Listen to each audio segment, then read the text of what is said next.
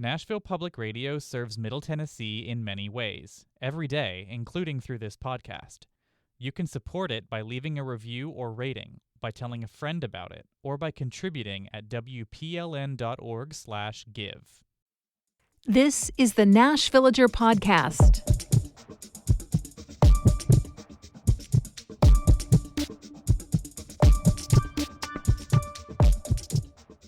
It's December 31st, 2025, New Year's Eve. And on this day in 1945, the process of ratifying the United Nations Charter was completed. The UN was established as World War II ended, out of a widespread desire to make sure nothing like that conflict ever happened again. And for the first few years of its existence, the primary topics taken up by the international body had to do with handling the ripple effects still in motion as a result of the war.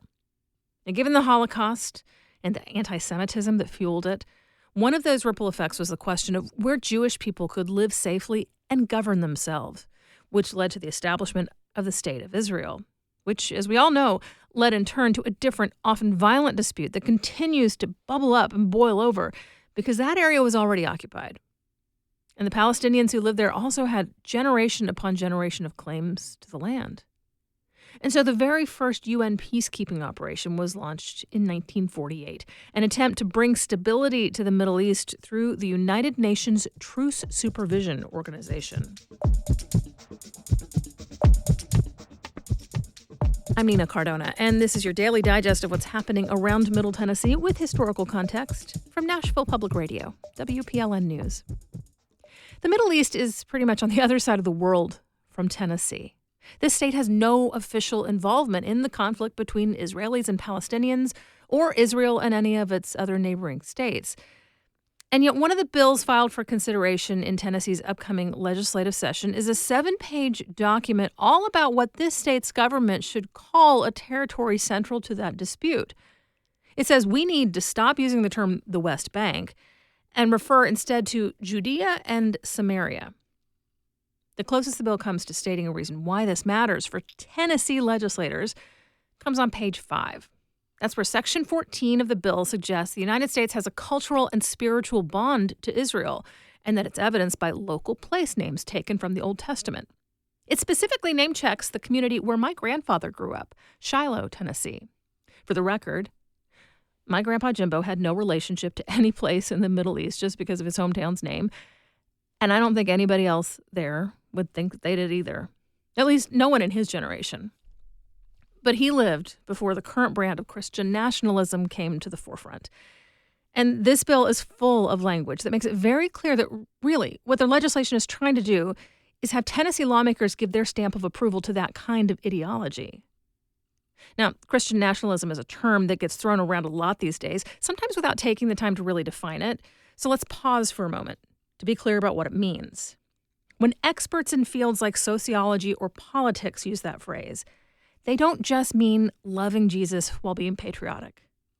The term refers to people with a very specific, very conservative interpretation of the Bible who seek to reorder American society.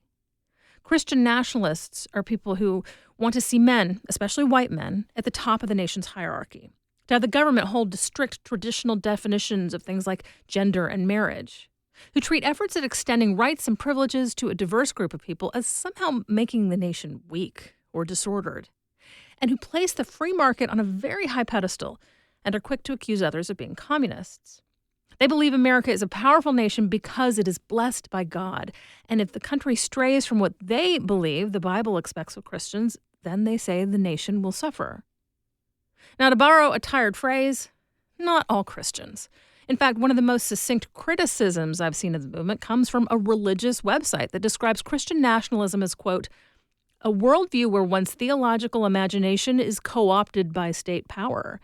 It exchanges the church's loyalty to the Lord of Peace for a false god fashioned by the myth of American exceptionalism. Again, that was a quote, and those words come from the Anabaptist Mennonite Biblical Seminary. So why do I say that this new bill about what to call the West Bank is about Christian nationalism? Well, for one thing, the first 2.5 pages contain a full dozen references to Scripture. One of the first statements basically asks the General Assembly to affirm that God gave the land in question to the prophet Abraham. It cites numerous Old Testament events that took place in the area, from Jacob having his dream of a ladder to heaven to the location where King David began his rule over the Hebrew people. It cites biblical statements which the bill's author says prophesied the return of Jews to Israel after World War II. And just before mentioning those U.S. place names, the bill basically says it straight out. Quote, supporting Jewish sovereignty in Judea and Samaria is an affirmation of the authenticity and enduring relevance of the Bible and the values that underpin both Western civilization and American constitutional democracy. That language is taken directly from Tennessee House Bill 1446, sponsored by Representative Chris Todd of Madison County. And in other words, it is saying, if you're a real American, you're a Christian. And if you're a real Christian, you plant your flag next to those in the Israeli government who suggest there is no legitimacy to Palestinian claims. Forget the point of view of Palestinians. Forget that the International Court of Justice has ruled Israel's occupation of the West Bank illegal. Forget that Jewish Americans who have a much more direct relationship to what's going on in the region than a Christian does don't speak with one voice on the matter. Forget that in Israel itself, weekly demonstrations against the current government draw thousands. And since this is a Tennessee bill, forget the point of view of Tennessee's Muslim residents, or of other non-Christian groups, or of Tennessee Christians who aren't Christian nationalists. Or, like I said earlier, that Tennessee does not have any direct connection to a territorial dispute on the other side of the globe. In just a few minutes, Where Wednesday is taking a week off, but we do have a look at how the state's soybean farmers are affected by the current trade war. That's coming up after the newscast.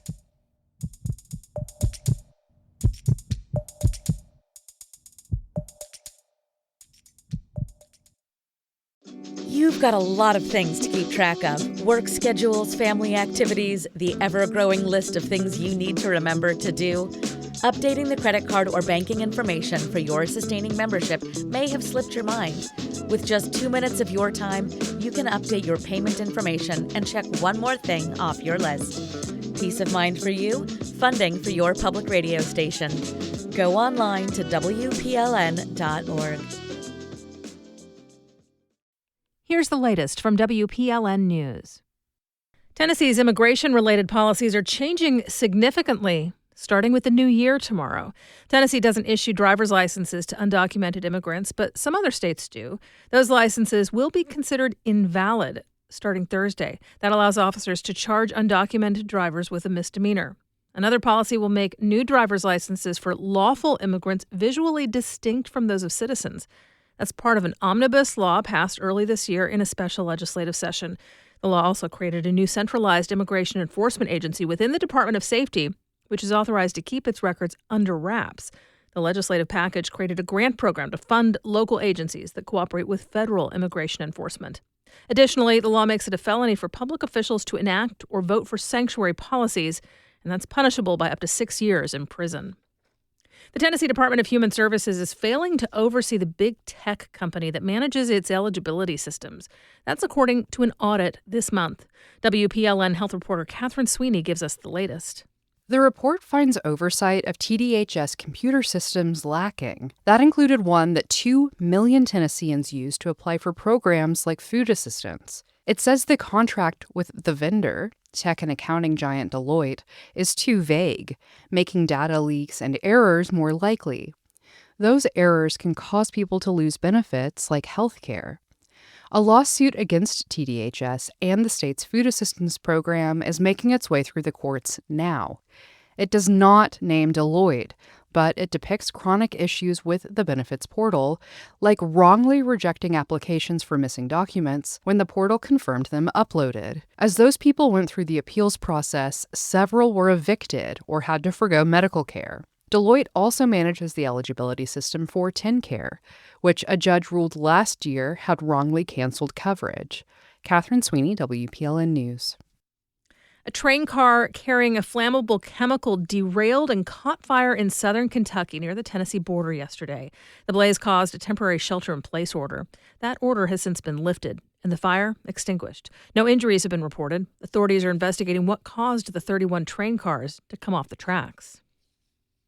It's been about 5 years since Nashville began 911 co-response programs for mental health, and the programs are still seeking to expand their coverage.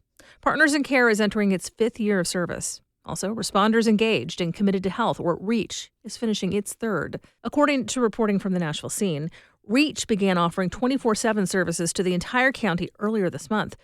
Partners in Care operates 5 days a week and is looking to expand to the weekends this summer. Just 600 out of MNPD's 1,700 officers are trained in crisis intervention work, and roughly 300 of those are patrol officers. Nashvillians have filed a record number of appeals on property reappraisals. These appeals are property owners pushing back on their assessed home values, which were reassessed in the spring. That reappraisal led to almost 50% increase in property values countywide, causing big jumps in tax bills. Many of the appeals filed were for downtown spots near Lower Broadway, where some properties jumped by 300%, leaving small business owners concerned. Many of the leases leave businesses on the hook for tax bills, even though they aren't benefiting from the added equity, given that they are renters. There are so many appeals that the review process, where a Metro board decides whether to adjust the assessed home value, will bleed into late 2026. That's after property taxes are due. The state comptroller is currently reviewing some properties, primarily located downtown around Lower Broad, but there's no timeline for completion. Metro Council also recently decided to move the next appraisal 1 year earlier to 2028. The idea is that more frequent appraisals will translate to smaller and more manageable value increases. 2025 was the year that Nashville became an international food destination. Reporter Justin Barney tracks how luxury restaurant openings, food culture, and international recognition fundamentally changed Nashville's trajectory. We're eating good in Nashville. First, we had international recognition. The absolute peak of food awards is the Michelin star. Now, Michelin doesn't come to every city, so just being selected is an honor. And then Michelin awarded Nashville restaurants Locust, Catbird Seat, and Bastion with Michelin stars. And then there were the luxury announcements. Nobu, Pastis, and celebrity chef Jose Andres announced that they will be in Nashville's future. These are the Hermes and Louis Vuitton of the food world, signaling a luxury food culture in the dining scene that few other cities can boast. Supporting all this is a vibrant food culture led by social and legacy media. Nashville has long been an eater city, selected to track new and old restaurants on a culinary map, and Instagram accounts like Explore Nash and Nashville Hidden Gems have really taken off this year, showing that Nashvillians are hungry for more food content. Justin Barney, Nashville Public Radio. Folks abstaining from drugs and alcohol will have a spot all their own tonight at Nashville's New Year's Eve celebration. The Cumberland Heights Foundation is again providing an area at the public event dedicated to a substance-free celebration. Along with the rest of the Music City Midnight Party, the space will be located at Nashville's Bicentennial Mall, and entertainment will include performances by Lainey Wilson, Jason Aldean, and Bailey Zimmerman. You'll find more news anytime at WPLN.org. The trade war between the United States and China has made for a rocky harvest season for soybean farmers. President Donald Trump has announced a $12 billion aid package, but the long-term damage may have already been done. For the Appalachia Mid-South Newsroom, WPLN's Rose Gilbert has the story. I'm walking through the southern fields of Hutchinson Farms in Coffee County, Tennessee. All around me are rows and rows of dry brown soybeans waiting to be harvested by a bright red combine. For the uninitiated, a combine looks something like a giant lawnmower with teeth. It cuts, threshes, and winnows the soybean plants until there's nothing left but bushels of small, round seeds. Will Hutchinson is a fourth-generation farmer. He grew up working on this farm with his dad, and now he runs it with his sister. Whether my kids want to come back and farm, that'll be totally up to them.